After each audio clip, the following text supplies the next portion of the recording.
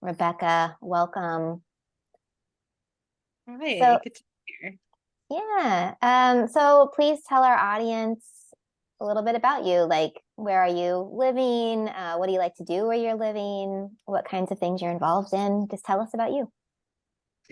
Yeah, I'm a therapist in Seattle, Washington. I work with primarily women and non-binary folks around their experiences in evangelical purity culture, or their experiences in religious trauma, or spiritual abuse. So love doing that. And in my other life, I'm an artist. So that started as something that was more um, part of my own personal healing journey to start to work out some of the themes that I was wrestling with or unlearning or relearning through my art, and it has since kind of evolved into a way to join other people in that work. So I work with a lot of transitions, um, belonging, um, and grief, and try to work with people and capturing a bit of what their experience is in a way that's um, both something that can mark it and that they can take with them, but also something that can be evolving over time. So that's been something that's been very rich, and that yeah, I'm really loving. So That's so interesting. So, like, what kind of art medium do you use, or do you use them all? Like, tell me more about it. yeah, I use acrylic mainly, and some charcoal and sketching, but mainly acrylic, which I don't have any professional training as an artist. And so it's been something over time that I've been taking classes and sort of learning as I go, with ways to work with acrylic. But um, yeah, I mean, that could be a whole a whole rabbit trail I go down. A lot of people prefer oil because acrylic is very fast drying. And so it can be hard to have a project that you're working on over a period of time. But that's actually something that I really love about it.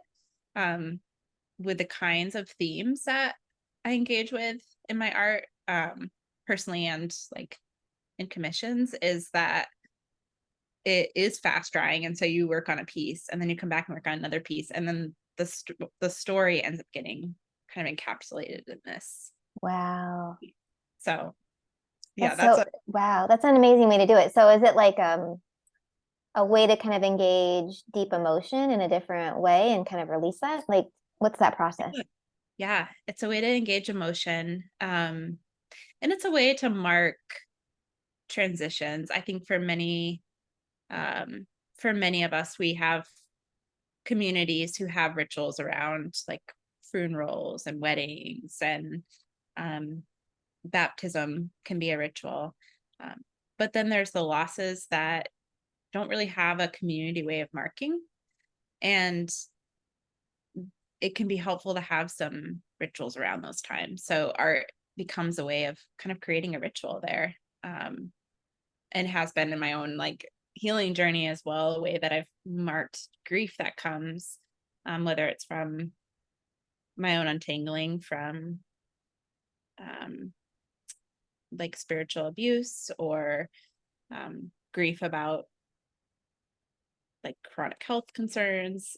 It could be a wide spectrum of things, but it's a way of engaging with grief that's tangible, and it also has a beginning and an end point. Like I can come to it and work on it and then I can leave. And so that's something that's been really helpful to do with people as well. And I also offer a group called Transitions Gathering, and it's a 4-week space for people who are going through different transitions in life, to come together and create some rituals, both personally and like as a community together around those life transitions that they're a part of. So that's been really sweet and really sacred ground, to be with people in that kind of way. Yeah. So that's what I get excited about.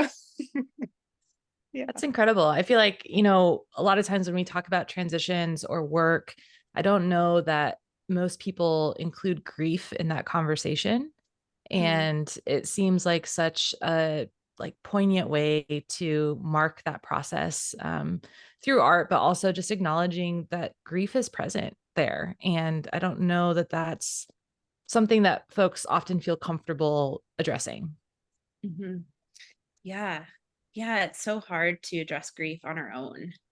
And I think when we don't have some kind of way of holding it, like some kind of container, whether that's a group or art or a ritual that we're doing, like it can be really hard to be with grief because it does feel like if we step into this, it's going to be overwhelming and I'll never be able to get out. And we do need to have those boundaries around it. And so,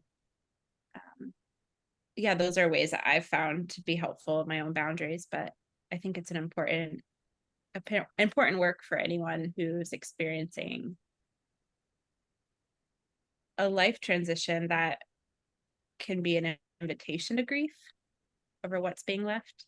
I mean, particularly in my work with religious trauma, like there's a huge grief in the untangling, because even if you're untangling belief systems that don't feel like they fit anymore, or harm that's been done, like in the name of spirituality or the name of God, and healing from that, there's still a grief because you're also losing the belonging and community that you had there.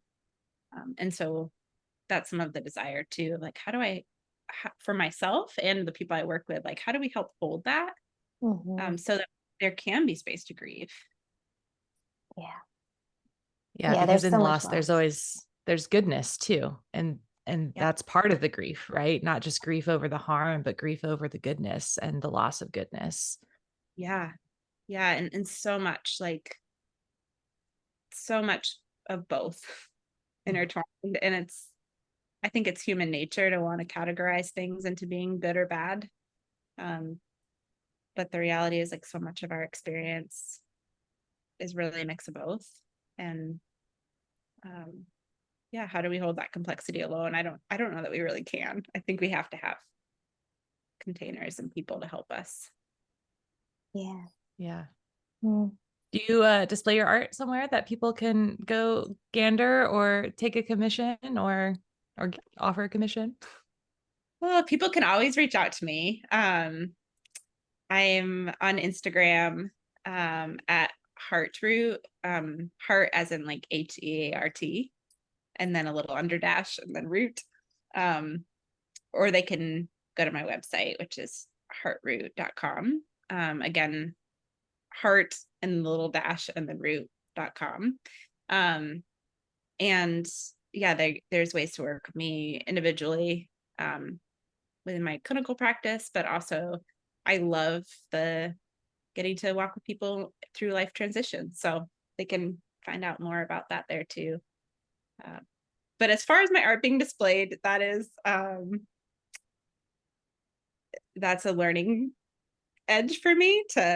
It feels very exposing. So I do have a couple pop-ups in more private institutions that it's available and people can see it. But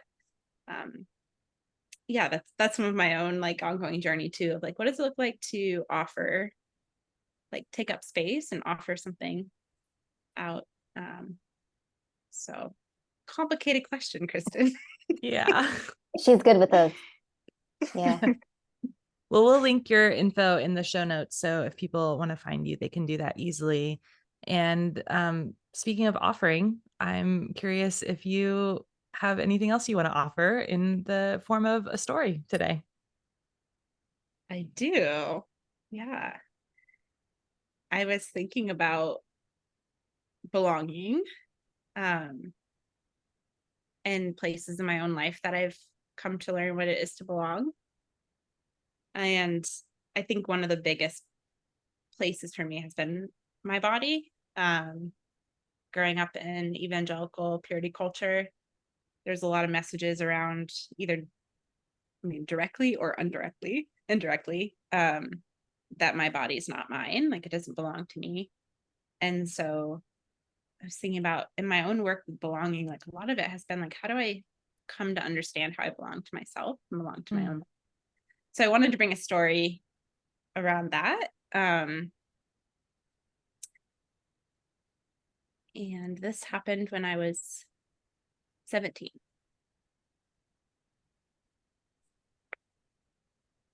I sat in a circle of teenage girls as our leader, not much older than ourselves, and did our conversation. This overseas trip was the first summer that I had ever worn jeans, even if they were ones that were several sizes too big. Now my jean-clad knees were drawn close together as I perched on a wooden chest, not quite comfortable enough to sprawl on the floor like some of the girls around me. Our leader, Amy, began facing each girl in the room. "You're beautiful. Good night." We were laughing. Her tone was playful. And yet, as she moved closer to me, my stomach clenched and a lump rose up my throat. Years and much therapy later, I would recognize my reaction as panic and shame. But at the time, I only felt a desperation to leave. "Rebekah, you're beautiful. Good night." I turned my face away before she spoke the words. Or rather, I felt an invisible force forcibly turning my face away, a force that I would later come to understand as shame. I was horrified at my response, but I felt powerless to turn my head back to receive her words. I waited for her to move on to the next girl, to allow space for me to gather my sense of dignity and control. But instead, she noticed my shame, and she repeated the words again and again with fierce gentleness. "You're beautiful. You're beautiful." It felt unbearable to meet her gaze. I kept my head down, but internally I raged against myself. I don't know how long I heard her words of blessing, how long I was intensely aware of every person's attunement to my contempt. But I do know that a tear ran down my cheek in a rare moment of vulnerability.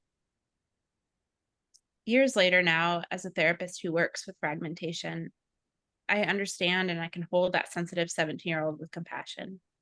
I can see that the part of her that was energized by terror worked to hide and protect from the kind gaze of another. And I see that the part of her that longed for blessing and surrendered to it, letting a tear escape through my protectiveness. The next morning, I woke up feeling light. I felt light, I felt beloved, I felt bold in experiential knowledge that I had been known, but I hadn't been left alone. The girls remembered my face from the night before and reminded me of Amy's words throughout the day. Wherever I went, I was met with a greeting that I was beautiful. Even though it was playful, the words gently sunk into my body, loosening the protectiveness that had used contempt as a way to hold myself together. I felt held by the community around me, held by their words of honor. I thought that at 17, that was it. That had done it. I was healed. I would never suffer from shame again. That lasted until my plane touched back down in the States and I returned back to my daily life and home. But Amy's blessing lingered for me. I had tasted goodness that challenged my experience of scarcity. And I had an invitation now to begin to consider what it meant to belong to my own body.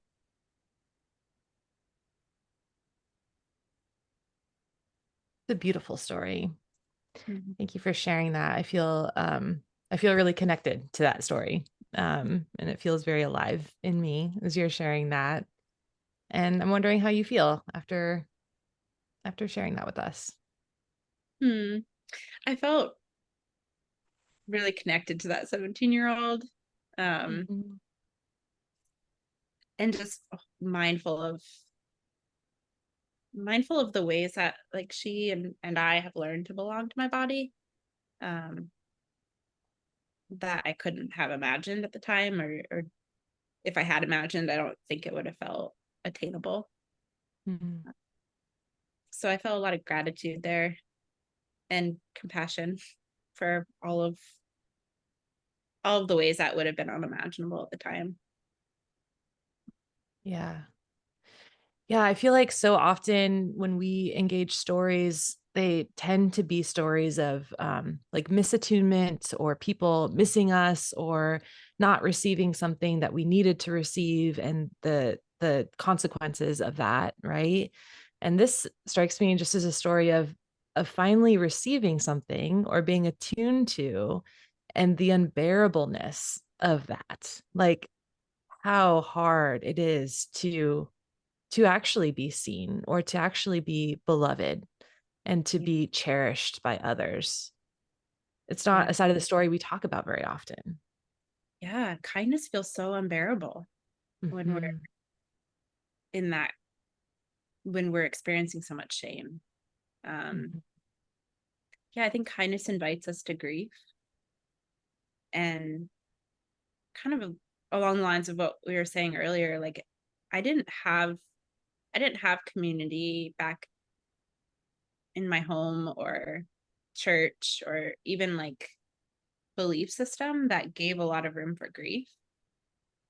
And so to have kindness like that invited me to soften my heart and to see the ways that I hadn't been attuned to, or that I didn't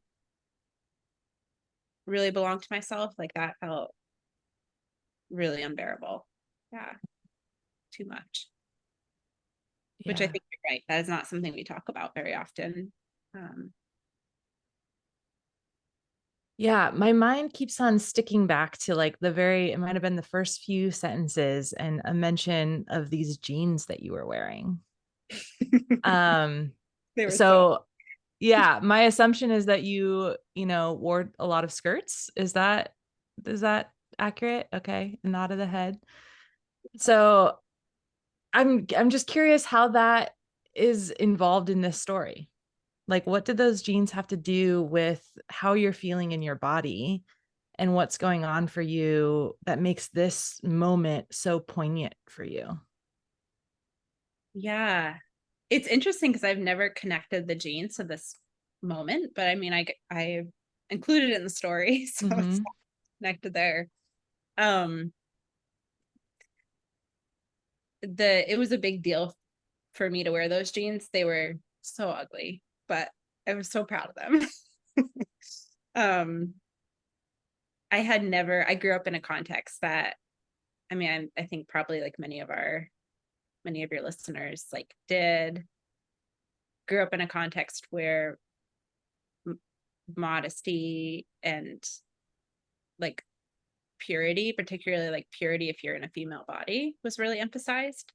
And the way that that looked in my family was all of the girls wore dresses. Um, and I had gotten to a point um, where I was feeling the bind of this is a way that I belong, like to have long hair, to have a dress. Um, Not that those things are bad in themselves, but for my family, like it meant belonging to a theology that actually didn't give me agency over my own body. And I was starting to feel very discontent with that. And at the same time, there was a lot of trepidation that I had in wearing those jeans because I felt that this was a form of rebellion, or transgression, which in a way it actually was. And I have a very different perspective on like how that transgression is now, but at the time it felt like rebellion. Um, so to be in that room with Amy telling me something about myself that, I mean, her words were more around like seeing and attuning to me and for me to belong to this group of girls. Well, I was in a body that was rebelling against my theology, the theology that had been handed down to me. I think was a complex moment. Yeah. I can't help but Yeah. wonder if they're connected, right? Like you're wearing jeans, and that's kind of signifying that you're making a shift. And in that shift, you're now with a group of people that can also attune, which is also different. And then you also have this moment where you're given a blessing and there's another shift and you let it in for maybe one of the first times. I don't know. Yeah. How does that feel to you? Is that tracking? Yeah, it resonates with me. Yeah, it resonates with me. And I think even I haven't thought about this element of it before, but even in having like an embodied action of wearing jeans, kind of be something that prepared me to be able to, as much as I like resisted Amy's blessing, like the little part of me that was able to let it in just a little bit.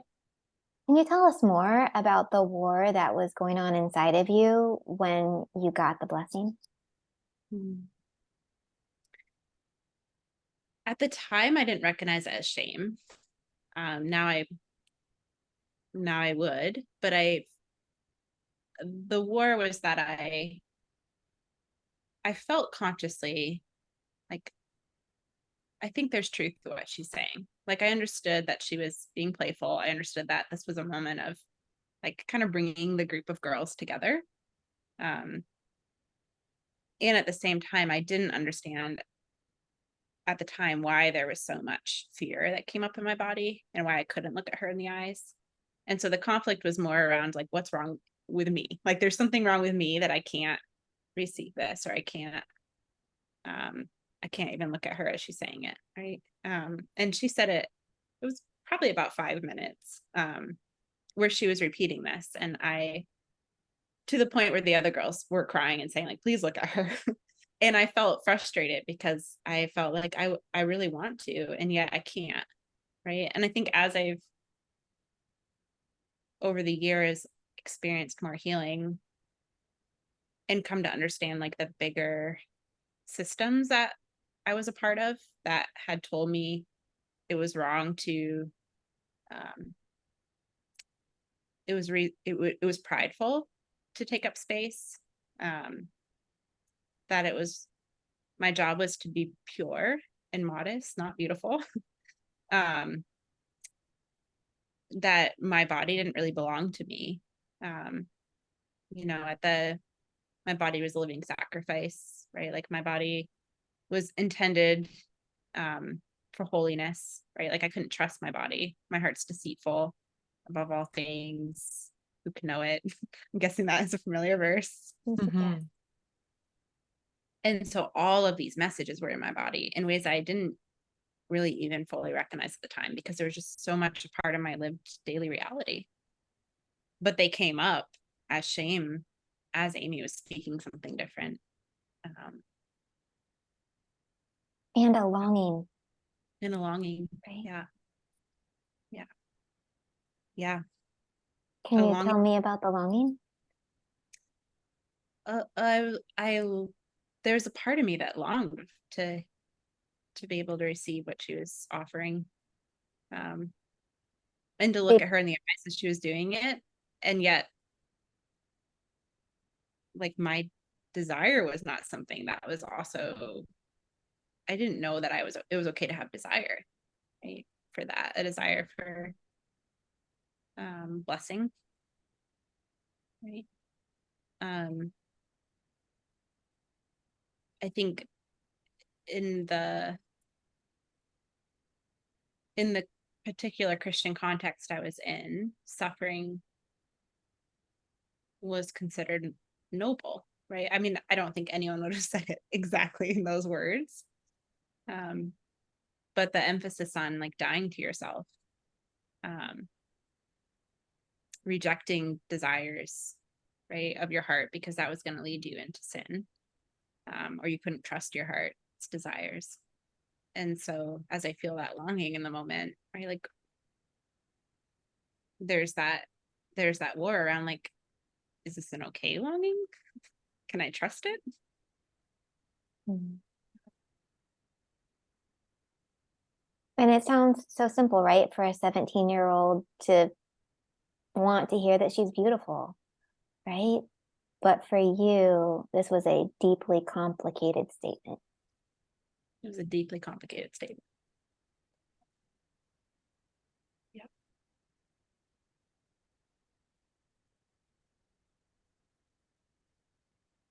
And how does it feel now to, and I'm also kind of curious, which desire are we talking about? Was it the desire to be connected with Amy? Was it the desire to feel connected to a group? Or was it a desire just to be seen as beautiful and to want to be beautiful? Yeah, I mean, that's a good question. I think there's elements of all three in there. But the desire to be connected to the group was the deepest one there, right? If I'm the only girl in this group that can't receive her blessing, right, then that puts me outside of the group. But in reality, and I guess, Kristen, this goes with your question around pants earlier, reality, I already was outside of the group. Like I already knew, oh, there's something different. There's something different with me, right? I'm on the outside, and my attempt to fit in was getting these pair of too big jeans from the Goodwill bin. But it didn't change the shame that I had in my heart around not really belonging there. Yeah, it's so interesting that you see yourself as not belonging there. And again, I wasn't there, so I don't know what was going on or the context. But when I hear that story, I hear a story of a group fighting for your belonging. Mm-hmm. Like Yeah. they're fighting to make you believe that you are part of them, that you are hold value, that you are like, they give you space. Mm-hmm. You take up time. And the unbearableness for you feeling that in that moment and feeling like, oh, I'm singled out, I'm different, you know, I can see that. And then I see the next day the girl's following up and like, you know, continuing that conversation. And it's so just fascinating to me how we can tell ourselves a story when there could be a totally different story going on, and how shame just comes and muddles that so significantly. Yeah, so significantly. Yeah, because I mean, I see now as an adult, like looking at that, I'm like, oh yeah, there's a whole group of people who are fighting for me. Mm-hmm. And yet shame at the time kept me so isolated. Yeah, I'm thinking about, like, Dan Allender talks about shame as trauma. I'm thinking about that concept where shame disconnects us. It leads to isolation, and it leads to a fragmentation in the sense of we can't, if we're in shame, right, something has to be all bad or all good. It's really hard to hold the complexity of both. It sounds to me, and tell me if this is wrong, that up to that point, you had found safety in withdrawal, in like isolation, right? Mm-hmm. And so, what a bind, right? Can you tell me more about how you found safety by isolation? Yeah, what a bind, right? Yeah, the bind, I think, is that I had a war with isolation, because on one hand, there was a safety that I found in it for sure. On the other hand, I was in a belief system that said, like, you're in this world, but you're not of the world. You're separate. And so, and in a family that in our particular like ideology was even more separate, and believed that us as a family unit were distinct and set apart from any kind of church or government or state. And so there was a safety, and at the same time, I didn't know any different. To me, being a Christian meant being set apart, being othered. And so in those moments where I did feel the isolation, it was deeply painful. And there was also a bit of reassurance at the time. Now I would probably wonder if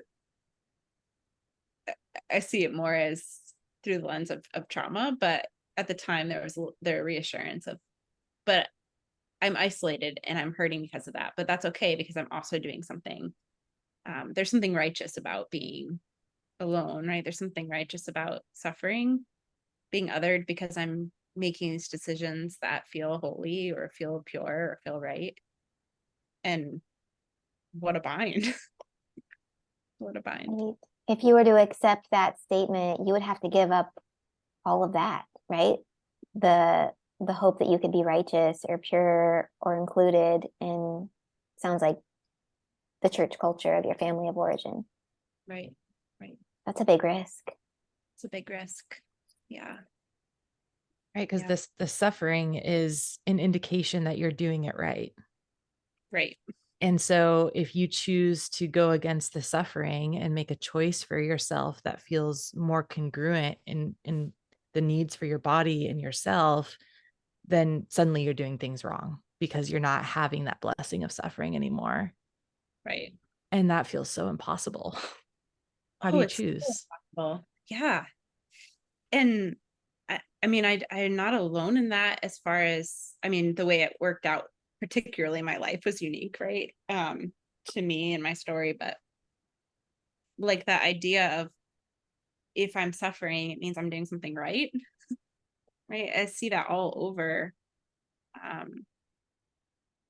all over these, the way the beliefs like formed us in Christian culture, where we're not supposed to listen to our bodies if our bodies are saying like, you need to rest or you need to set boundary, right? We're supposed to be able to serve, and we're supposed to be able to push past our boundary points, because that's our flesh, right? That's our sinful nature, versus like, it's our body telling us something about the reality of our situation, that we need rest or we need protection or we need a boundary.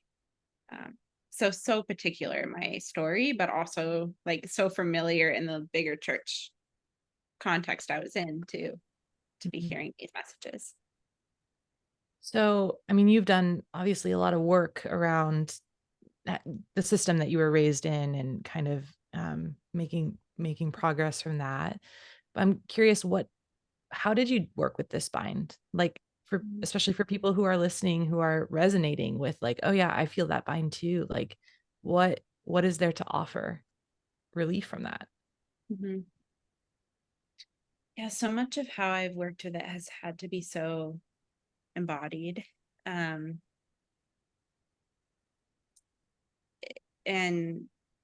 as an adult, I navigate different chronic health issues, and so in some ways it's impossible to escape the reality of being a body, being in my body.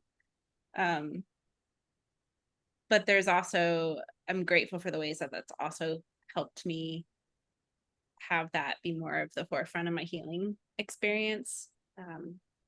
So I've practiced paying attention to, well, first even just noticing what I'm feeling, which was not a thing that I was trained to do or knew how to do, really. Like, I knew when I was sad, I knew when I was happy, but on a day-to-day life, I was in a culture and have been taught to believe, if I'm feeling distress of any kind, like, my job is actually to work really hard to get out of that distress, whether that's pretending that everything is okay, or like reading scripture that told me don't be anxious about anything and everything give thanks, right? And applying that in ways that help, that were ways of trying to get me out of the distress I was feeling. And so a big part of my healing started even in just noticing, like, what am I feeling, and not putting a judgment on it, like it's a good feeling or it's a bad feeling, but just, what am I feeling, and just noticing it, and having curiosity about it. And it sounds maybe simple, but it was not a simple process for me, and at times still isn't, right? It's still a practice to come to close to myself with kindness and say, oh, I'm feeling anxious. I don't have to say that's a bad thing. I don't have to say that I need to like force myself to feel gratitude or push away the anxiety right now. I can be anxious and still do whatever I'm doing. It's okay for me to just do it anxiously. And even that permission to myself like has opened up a lot of space to heal. So that's been a big part of my beginning of my healing, because all of our, I mean, we think about our brains and our bodies as being separate, but our brain is in our body, right? We are bodies. And so starting to try to disconnect the two created so much harm, right? I think for many of us, we're trying to overcome something that's happening in our body versus being curious and letting ourselves be a body. And also naming that is okay. There's not something bad with us, that we are bodies and that we have human embodied responses to things. Has there been anything that has surprised you about as you've developed that practice of knowing your body and living embodied? I think one thing that has surprised me has been my anger. That continues to surprise me. It's an ongoing thing.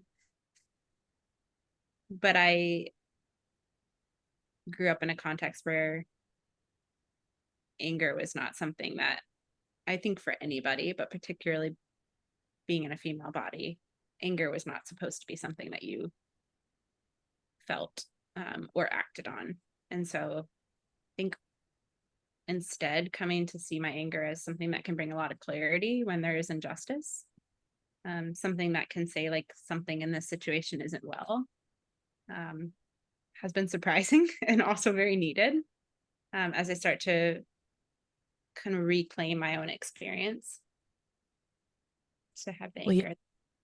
Yeah, I'm so curious then how that changes as you go back and engage some of these past stories now with the ability to hold anger on behalf of yourself or the experience. How does that change your ability to process or heal or work on some of these past traumas? Mm-hmm. Yeah, I think it helps me come into a story like this from my own like wise adult self, to say like I can have anger on behalf of this young part of me, this younger part of me. I can have kindness. I can ask questions about what was happening at the time, or I can remember with compassion. But I'm doing it from a place of like, I'm an adult and I can come in as an adult, and I can come in with a protection coming from there, right? And that helps me not be in that space of shame as that 17-year-old, where there's protection there too, and for good reasons. But it's protection that at the time like kept me disconnected from relationship, right? As an adult, I can come in with the anger that protects me and actually helps me be in relationship. Yeah, well, without access to anger as a 17-year-old, what kind of protection do you have but shame? Right, exactly. Yeah. Yeah, shame ends up really holding us together. Mm-hmm. Yeah, it feels necessary in some ways. Mm-hmm. Yeah. Yeah, and I feel so much just tenderness for the people who are listening that might have a similar experience, because it's such a courageous and sacred work, I think, to start allowing ourselves to have people who are with us in our shame. Mm. Yeah, it's a very brave thing. Well, yeah, because shame is a feeling that isolates. It's the disconnection, it's the dysregulation of feeling disconnected from people that you are going to with the expectation of connection. And so to be in shame, it's like the hardest thing in the world to want to connect to somebody in that moment, because you feel like there's nothing good about, or nothing that anybody would want to connect with you about, right? There's no reason for goodness in you.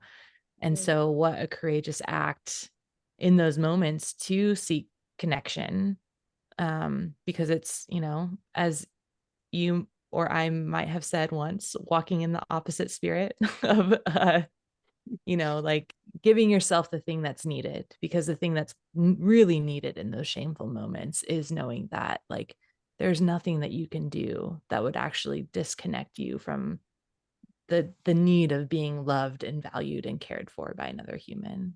Mm-hmm. Yes. Yeah. Yeah. Yeah. Brene Brown talks about the antidote to shame being connection, belonging. And it is in inviting people into our shame, like to be with us in our shame, that we start to begin to heal. We start to have a new experience, relationship. I love what you're putting out into the world right now, Rebekah, because I feel like so many people are carrying around this shame. They're living disconnected and they don't have the permission to feel all those things and be close to people. And I just feel like this conversation can spark a lot of hope that you can be curious about your feelings without the judgment, and that can draw you close to people. You don't have to be alone all the time forever. Like Rebekah has found a way. She can be with her body. She can accept her emotions. She can move towards people. Yeah. What a gift. Yeah. We have so much, there's so much we don't understand about the brain still, but there's things that we do now know that we didn't know in the past. And one of those things is that throughout the rest of our lives, we can create new ways of being. Like we can create new habits. We can create new ways that we instinctively move towards connection, or are able to experience kindness. And that's a good thing. We're not stuck in we're not stuck or trapped in the harm that we've experienced, right? Our bodies can actually have different experiences and learn new things. And can be so much tenderness for that learning. Right. Because just like that 17-year-old girl, it's so uncomfortable in that moment to do something different. Yeah. Yeah. Thanks I have another question, actually, if it's okay, and you Please can do. cut it out, well, if I'll cut you that out. want to cut it. But I will. I'm just curious, as a 17-year-old feeling the disconnection from the body, and this being a story of coming back to the body, just curious how becoming more embodied has changed the way you then connect with people. I love that question.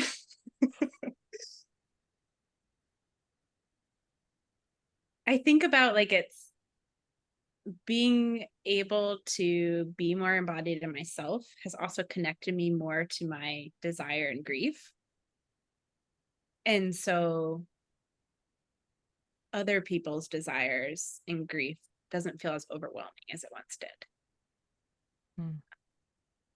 Like if I can be with my shame, right? It's not easy, but it's easier to be with other people's shame. Yeah. That's a very short answer to a very good, complex question. Yeah. Yeah. Thank you. Thanks for answering that. Yeah. Anything else, Elle? I think I just feel a lot of gratitude for your sharing your journey of becoming embodied. I think you're the first person to come and tell a story about needing to feel a sense of belonging to yourself, to be okay in your body. Like that is an area we haven't touched on. And I think it's just so underrated, right? Being in healthy connection, not just with other people, but to ourselves. Yeah. Yeah. Yeah. I mean, I think it said so much. I work with the Allender Center. It just said so much there. If harm happens in relationship, then healing has to also happen in relationship. And I think that's absolutely true to relationship with others.